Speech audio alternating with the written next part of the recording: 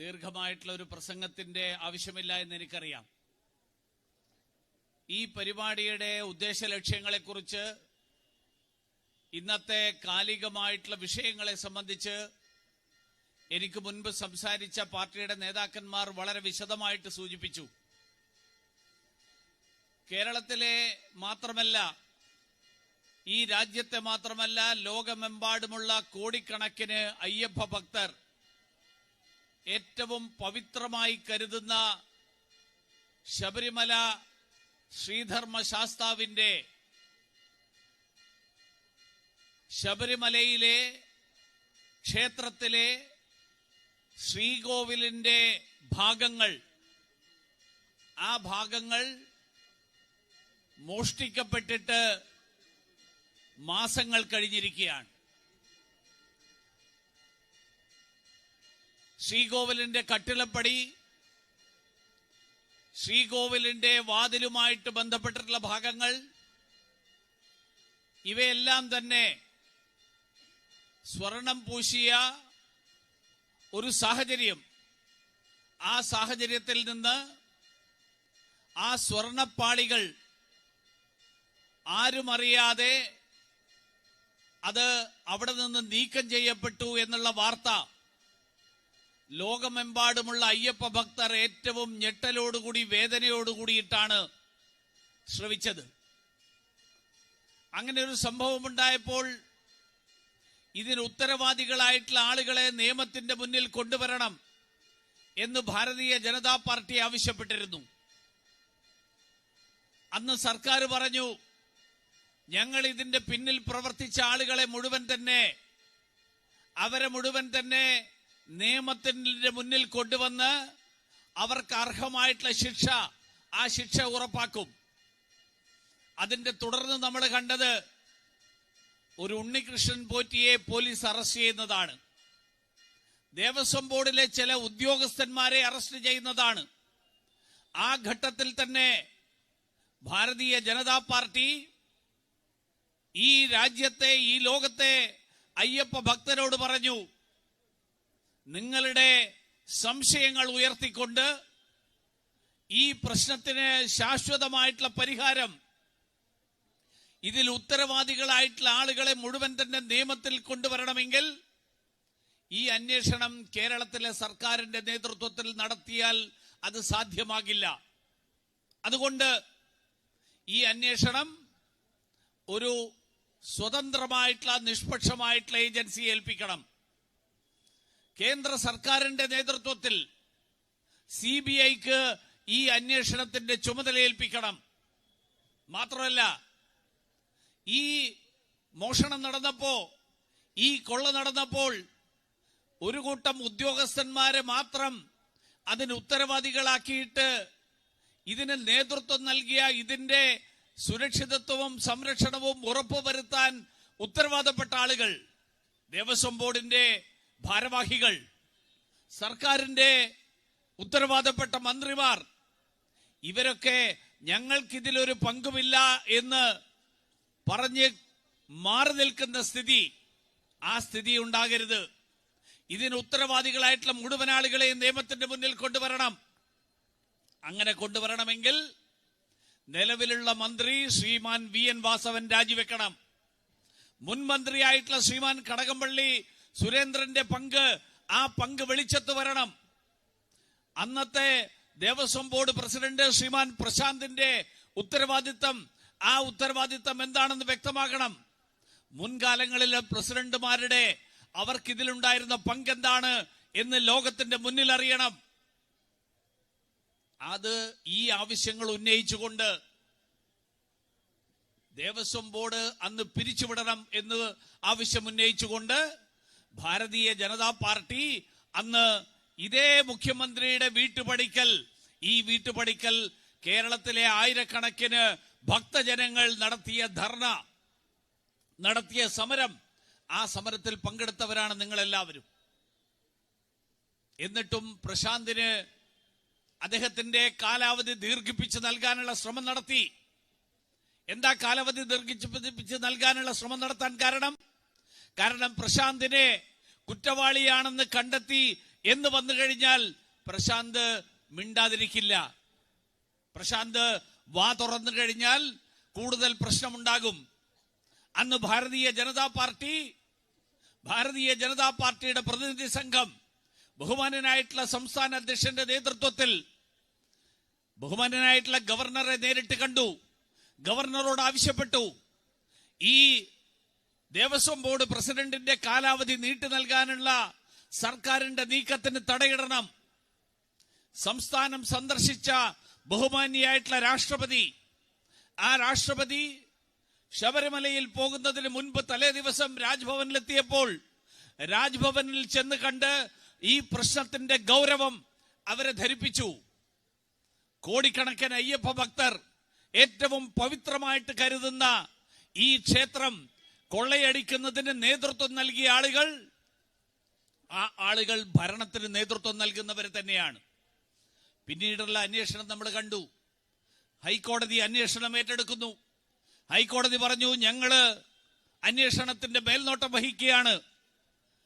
Bharatiya Janata party പറഞ്ഞു, ഹൈക്കോടതി അന്വേഷണത്തിന്റെ മേൽനോട്ടം വഹിച്ചോളൂ, പക്ഷേ ഉദ്യോഗസ്ഥന്മാർക്ക് രേഖാമൂലമുള്ള നിർദ്ദേശം ഹൈക്കോടതി നൽകും. വാക്കാലുള്ള നിർദ്ദേശം നൽകുന്നത് തടയാൻ ഹൈക്കോടതിക്കാവില്ല. വാക്കാലുള്ള നിർദ്ദേശം നൽകാൻ പോകുന്നത് കേരളം ഭരിക്കുന്ന സർക്കാരാണ്. കാരണം ഇവരെല്ലാവരും ആഭ്യന്തര വകുപ്പിലെ ഉദ്യോഗസ്ഥന്മാരാണ്. പക്ഷേ ജനങ്ങളെ കബളിപ്പിക്കാനായിട്ട് ചില അറസ്റ്റ് നാടകങ്ങൾ നടന്നു. പത്മകുമാറിനെ അറസ്റ്റ് ചെയ്തു, വാസുവിനെ അറസ്റ്റ് ചെയ്തു. പത്മകുമാറിനെയും വാസുവിനെയും ജയിലിലിട്ടു. 3 മാസം കഴിഞ്ഞതിന് ശേഷവും അവർക്കെതിരായിട്ട് കുറ്റപത്രം നൽകാത്തതിന്റെ കാരണത്താൽ സ്വാഭാവികമായിട്ടുള്ള നീതി എന്നുള്ള നിലയിൽ വാസു പുറത്തിറങ്ങി. പത്മകുമാറിന് പുറത്തിറങ്ങാനാവില്ല, കാരണം മറ്റൊരു കേസിൽ കൂടി പെട്ടുപോയി. പക്ഷേ ഇതിന് ഉത്തരവാദികളായിട്ടുള്ള മന്ത്രിമാർ ദേവസ്വം ആക്ട് അനുസരിച്ച് 3 മാസത്തിലൊരിക്കൽ ദേവസ്വം ബോർഡിന്റെ പ്രവർത്തനങ്ങളെ കുറിച്ച് മന്ത്രിക്ക് റിപ്പോർട്ട് നൽകുക എന്നുള്ളത് ദേവസ്വം ആക്ടിൽ നിഷ്കർഷിച്ചിട്ടുള്ള കാര്യമാണ്. മന്ത്രി എങ്ങനെ പറയാ, എനിക്കിതൊന്നും അറിയില്ലായിരുന്നു. അതുകൊണ്ട് മന്ത്രിക്കുള്ള ഉത്തരവാദിത്വത്തിൽ നിന്ന് അന്നത്തെ മന്ത്രിയും ഇന്നത്തെ മന്ത്രിയും ഇവർ രണ്ടുപേരുടെയും ഉത്തരവാദിത്വത്തിൽ നിന്ന് ഇവർക്ക് ഒഴിഞ്ഞു മാറാനാകില്ല. ഹൈക്കോടതി ഇപ്പോഴും പറയുന്നത് ഞങ്ങള് മേൽനോട്ടം വഹിച്ചുകൊണ്ടിരിക്കുകയാണ്. പക്ഷെ ഹൈക്കോടതിയുടെ മേൽനോട്ടം വഹിക്കുന്ന ഈ അന്വേഷണത്തിനിടയിൽ 3 മാസം കഴിഞ്ഞപ്പോ പ്രതികളായിട്ടുള്ള ആളുകൾ ഓരോരുത്തരായിട്ട് പുറത്തിറങ്ങി തുടങ്ങി. അതിനിടയിലാണ് നേരത്തെ ശ്രീമതി ശോഭാ സുരേന്ദ്രൻ പരാമർശിച്ചതുപോലെ കടകംപള്ളി സുരേന്ദ്രനെ ചോദ്യം ചെയ്യാൻ വിളിപ്പിക്കുന്നത്. കടകംപള്ളി സുരേന്ദ്രനെ ചോദ്യം ചെയ്യാൻ വിളിപ്പിക്കുന്നത് ആരും അറിഞ്ഞില്ല. അത് കഴിഞ്ഞ് ദിവസങ്ങൾക്ക് ശേഷമാണ് കടകംപള്ളി സുരേന്ദ്രനെ ചോദ്യം ചെയ്തു എന്നുള്ള വസ്തുത പുറം ലോകം അറിയുന്നത്. മാധ്യമങ്ങളുടെ കണ്ണിൽ പൊടിയിട്ടുകൊണ്ട്, മാധ്യമങ്ങളുടെ കണ്ണിൽ മുഴുവൻ കറുത്ത തുണിയിട്ടുകൊണ്ട് ആരാണ് കടകംപള്ളി സുരേന്ദ്രനെ രഹസ്യമായിട്ട് ചോദ്യം ചെയ്യണം എന്നുള്ള നിർദ്ദേശം നൽകിയത്? ആരാണ് അടൂർ പ്രകാശിനെ ചോദ്യം ചെയ്യുന്ന കാര്യം പുറം ലോകം അറിയരുത് എന്നുള്ള നിർദ്ദേശം നൽകിയത്? അതിനർത്ഥം ഞങ്ങൾ ഉന്നയിച്ച സംശയം ഈ SIT രേഖാമൂലമായിട്ടുള്ള നിർദ്ദേശം അനുസരിക്കുന്നത് ഹൈക്കോടതിയുടേതാണ്. പക്ഷേ വാക്കാലുള്ള നിർദ്ദേശം അവരുടെ യജമാനന്മാരിൽ നിന്നുള്ളത് സ്വീകരിക്കുന്നു. അതുകൊണ്ടല്ലേ കടകംപള്ളി സുരേന്ദ്രനെ ചോദ്യം ചെയ്ത കാര്യം ദിവസങ്ങൾക്ക് ശേഷം മാത്രം മാധ്യമങ്ങളടക്കം അറിഞ്ഞത്? അതിനുശേഷം ശബരിമല തന്ത്രിയെ ചില വിവരങ്ങൾ അന്വേഷിക്കാൻ എന്നുള്ള പേരിൽ വിളിച്ചു വരുത്തുന്നു. അങ്ങനെ വിളിച്ചു വരുത്തിയയാളെ അറസ്റ്റ് ചെയ്ത് 41 ദിവസം ജയിലിലിടുന്നു. 41 ദിവസം ജയിലിലിട്ട ശബരിമല തന്ത്രി അദ്ദേഹത്തെ കോടതി അദ്ദേഹത്തിനെതിരായിട്ട് ഒരു തെളിവും ഹാജരാക്കാൻ SITക്ക് സാധിച്ചില്ല. എന്താ SIT പറഞ്ഞ കാരണം? ഈ കട്ടിലപ്പടി അഴിച്ചു കൊണ്ടുപോകുന്നതിന് മുൻപ് ദേവന്റെ അനുജ്ഞ വാങ്ങിയില്ല, അതായത് അനുവാദം വാങ്ങിയില്ല. ദേവൻ നേരിട്ട് വന്ന് പറഞ്ഞോ SITയോട്, എന്റെ അനുവാദം വാങ്ങാതെയാണ് ഈ കട്ടിലപ്പടി അഴിച്ചു കൊണ്ടുപോയത് എന്ന്? എങ്ങനെ SIT അറിഞ്ഞു ദേവന്റെ അനുജ്ഞ വാങ്ങിയിട്ടില്ല എന്ന്? എവിടെയും രേഖാമൂലം തന്ത്രി എഴുതി കൊടുത്ത ഒരു പരാമർശവും ഇല്ല. പക്ഷേ തന്ത്രിയെ 41 ദിവസം അറസ്റ്റ് ചെയ്ത് ജയിലിലിട്ടു. അത് മാത്രമല്ല, അദ്ദേഹത്തിന് ജാമ്യം കിട്ടിയതിന് ശേഷം കേരളത്തിന്റെ ഭരണത്തിന് നേതൃത്വം നൽകുന്ന ആളുകൾ നടത്തുന്ന പരാമർശങ്ങൾ കേട്ടുകേൾവിയില്ലാത്ത പരാമർശങ്ങളല്ലേ? മാർക്സിസ്റ്റ് പാർട്ടിയുടെ സംസ്ഥാന സെക്രട്ടറി പറയുന്നത് തന്ത്രി പെരുങ്കള്ളനാണ്. തന്ത്രി പെരുങ്കള്ളനാണെന്ന് പറയുന്ന ഈ ഗോവിന്ദ മാഷ് സർട്ടിഫിക്കറ്റ്, ഗുഡ് സർട്ടിഫിക്കറ്റ് കൊടുത്തിട്ടുണ്ട്. നല്ല സ്വഭാവത്തിന്റെ സർട്ടിഫിക്കറ്റ് കൊടുത്തു പത്മകുമാറിനും കടകംപള്ളിക്കും. എന്താ പറഞ്ഞത്? പത്മകുമാറിനെതിരായിട്ടുള്ള കുറ്റം തെളിയിക്കപ്പെട്ടിട്ടില്ല, അതുകൊണ്ടാണ് പാർട്ടി അദ്ദേഹത്തിനെതിരായിട്ട് നടപടിയെടുക്കാത്തത്. മാർക്സിസ്റ്റ് പാർട്ടി എന്നുള്ള പാർട്ടിയെ കുറിച്ച് നമുക്കെല്ലാവർക്കും കേട്ടറിവുണ്ട്. ചില ആളുകൾ പഴയ CPM-കാരുണ്ട് നമ്മുടെ കൂട്ടത്തിൽ. അവർക്ക് നേരിട്ടുള്ള അറിവുണ്ട്. കാരണം മാർക്സിസ്റ്റ് പാർട്ടി സ്വന്തമായിട്ട് കോടതിയുള്ള പാർട്ടിയാണ്, സ്വന്തമായിട്ട് അന്വേഷണ സംഘമുള്ള പാർട്ടിയാണ്. അതുകൊണ്ട് എന്ത് കേസുണ്ടായാലും ആദ്യം പാർട്ടി അന്വേഷണം നടത്തും, എന്നിട്ട് അവർക്ക് ബോധ്യപ്പെട്ടാൽ അവർ നടപടിയെടുക്കും. പത്മകുമാറിനെതിരായിട്ട് പാർട്ടി ഒരു അന്വേഷണം നടത്തിയില്ല. കാരണം എന്താ?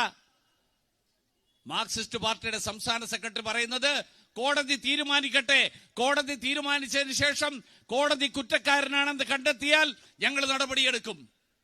കോടതി കുറ്റക്കാരനാണെന്ന് കണ്ടെത്തിയിട്ടില്ലാത്തത് കൊണ്ട് പത്മകുമാറിനെതിരെ നടപടിയെടുക്കാൻ മടിക്കുന്ന മാർക്സിസ്റ്റ് പാർട്ടി എന്ത് തെളിവിന്റെ അടിസ്ഥാനത്തിലാണ് തന്ത്രി പെരുങ്കള്ളനാണെന്ന് പറയുന്നത്? മാത്രമല്ല, കേരളത്തിന്റെ നിയമസഭാ വേദിയെ തീവ്രവാദികൾക്ക് മാപ്പ് നൽകിയ, തീവ്രവാദികളെ വിട്ടയക്കാൻ, നൂറുകണക്കിന് ആളുകളുടെ മരണത്തിന് ഉത്തരവാദികളായിട്ടുള്ള സ്ഫോടനങ്ങൾ നടത്തുന്നതിന് നേതൃത്വം നൽകിയ ആളുകളെ വിട്ടയക്കാൻ ഏകകണ്ഠമായിട്ട് പ്രമേയം പാസാക്കാൻ മടിയില്ലാത്ത കേരളത്തിന്റെ നിയമസഭ, ആ നിയമസഭയിലെ അംഗങ്ങൾ അവര് പറഞ്ഞത് എന്താ? തന്ത്രി കള്ളനാണ്. ഒരു ഹിന്ദു പുരോഹിതനായതുകൊണ്ടല്ലേ ഈ തരത്തിലുള്ള പരാമർശം സഭാരേഖകളിൽ ഇന്നും നിലനിൽക്കുന്നത്? ഈ രാജ്യത്ത് ഏതെങ്കിലും നിയമസഭയിൽ, ഇന്ത്യൻ പാർലമെന്റിൽ ഏതെങ്കിലും സഭയിൽ ഒരു മതപുരോഹിതനെതിരായിട്ട് ഈ തരത്തിലുള്ള പരാമർശം വന്നു കഴിഞ്ഞാൽ ഉടനെ പോയിന്റ് ഓഫ് ഓർഡർ ഉന്നയിക്കുന്ന പ്രതിപക്ഷമുണ്ട്. സഭയിൽ ഇല്ലാത്ത ആളെക്കുറിച്ച് അപകീർത്തികരമായിട്ടുള്ള പരാമർശങ്ങൾ പാടില്ല. അത് ഇന്ത്യയുടെ ജനാധിപത്യ ചരിത്രത്തിന്റെ ഭാഗമാണ്, ജനാധിപത്യ വ്യവസ്ഥയുടെ ഭാഗമാണ്, ലോകമെമ്പാടും പാലിക്കുന്ന ഒരു കാര്യമാണ്. സഭയിലില്ലാത്ത ആളുകളെ കുറിച്ച് അപമാനകരമായിട്ടുള്ള പരാമർശങ്ങൾ ഉണ്ടാകാൻ പാടില്ല. ആർക്കെതിരായിട്ട് പരാമർശമുണ്ടായാലും അത് സഭാ നടപടികളിൽ നിന്ന് നീക്കം ചെയ്യണം. ഒരാളും ഉന്നയിച്ചില്ല, ഒരാളും ഈ വിഷയം ഉന്നയിച്ചില്ല, ക്രമപ്രശ്നം ഉന്നയിച്ചില്ല. സഭയിലില്ലാത്ത ഒരാളെ കുറിച്ച് പരാമർശിക്കാൻ പാടില്ല എന്നുള്ള പാർലമെന്ററി ജനാധിപത്യത്തിന്റെ അടിസ്ഥാന തത്വം, ആ അടിസ്ഥാന തത്വം ലംഘിക്കപ്പെട്ടിട്ടും ഈ പുറത്തിരുന്നിട്ട് ബഹളം വെക്കുന്ന കോൺഗ്രസുകാര് ആ സഭയിലുണ്ടായിരുന്നു. അവരാരും ക്രമപ്രശ്നം ഉന്നയിച്ചില്ല. കാരണം എന്താ? ഒരു ഹിന്ദു പുരോഹിതനെതിരായിട്ടാണ് ഈ തരത്തിലുള്ള പരാമർശം ഉണ്ടായത്. ഈ നാട്ടിൽ മറ്റേതെങ്കിലും മതത്തിൽപ്പെട്ട പുരോഹിതന്മാർക്കെതിരായിട്ട് ഇതുപോലെയുള്ള ഒരു പരാമർശം ഉണ്ടായിരുന്നെങ്കിൽ എന്ത് സംഭവിക്കുമായിരുന്നു എന്ന് നമുക്ക് ഊഹിക്കാം. സഭാ നടപടികൾ സ്തംഭിക്കപ്പെടും. മാത്രമല്ല, കേരളം മുഴുവൻ, തെരുവുകളിൽ മുഴുവൻ തന്റെ കലാപഭൂമിയാവുന്ന സാഹചര്യം, ആ സാഹചര്യം ഉണ്ടാകുമായിരുന്നില്ലേ? പക്ഷേ ഒരു ഹിന്ദു പുരോഹിതനെതിരായിട്ട്, ഒരു തെളിവുമില്ലാത്ത ഒരു ഹിന്ദു പുരോഹിതനെതിരായിട്ട് കോടതി ജാമ്യം നൽകി പുറത്തു പോകാൻ അനുവദിച്ച ഒരു ഹിന്ദു പുരോഹിതനെതിരായിട്ട് ആ പുരോഹിതൻ കള്ളനാണ് എന്ന് പറയാൻ സഭാവേദിയുടെ സഭാതലത്തെ ദുരുപയോഗപ്പെടുത്തിയ ആളുകൾ കേരളത്തിന്റെ ജനാധിപത്യ പാരമ്പര്യത്തിന് അപമാനമാണ്. അങ്ങനെയുള്ള ആളുകൾക്ക് വരാനിരിക്കുന്ന തെരഞ്ഞെടുപ്പിൽ ചരിത്രത്തിന്റെ ചവറ്റുകൊട്ടയിലേക്ക് വലിച്ചെറിയാൻ ഈ കേരളത്തിലെ വിശ്വാസി സമൂഹം, ആ വിശ്വാസി സമൂഹം മടി കാണിക്കില്ല എന്ന് പറയാൻ കൂടി ഞാൻ ഈ അവസരത്തിൽ ആഗ്രഹിക്കുകയാണ്. അതുകൊണ്ട് ഇന്ന് ഈ അയ്യപ്പ ജ്യോതി കേരളത്തിലെ എല്ലാ മതങ്ങളെയും ഒരേപോലെ കാണേണ്ട, കേരളത്തിന്റെ ഭരണപക്ഷവും പ്രതിപക്ഷവും കേരളത്തിലെ എല്ലാ മതങ്ങളെയും മതപുരോഹിതന്മാരെയും മതവുമായിട്ട് ബന്ധപ്പെട്ട ആചാരങ്ങളെയും ഒരേപോലെ കാണേണ്ട കേരളത്തിലെ ഭരണപക്ഷവും പ്രതിപക്ഷവും ഈ നാട്ടിലെ ഹിന്ദു പുരോഹിതന്മാർക്കെതിരായിട്ട് ഹിന്ദു ജനങ്ങളുടെ ആചാരങ്ങൾക്കെതിരായിട്ട് നടത്തുന്ന നഗ്നമായിട്ടുള്ള ലംഘനം, ഈ ലംഘനത്തിൽ പ്രതിഷേധിക്കാൻ അതിനുവേണ്ടി കണ്ണു തുറക്കാതെ ഉറക്കം നടിച്ച് കിടക്കുന്ന ബഹുമാന്യനായിട്ടുള്ള മുഖ്യമന്ത്രി, കാരണം അദ്ദേഹത്തെ ബഹുമാന്യൻ എന്ന് വിശേഷിപ്പിക്കണം എന്നുള്ളൊരു ഉത്തരവുണ്ട്.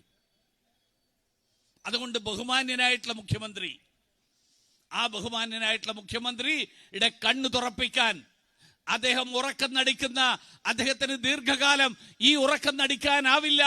ഈ രാജ്യത്തെ, ഈ ലോകത്തെ അയ്യപ്പ ഭക്തരുടെ മനംനൊന്തുള്ള ശരണം വിളിയിൽ അദ്ദേഹത്തിന്റെ കണ്ണുകൾ തുറക്കേണ്ടി വരും. ഈ സാഹചര്യത്തിൽ മാറ്റമുണ്ടാക്കേണ്ടി വരും.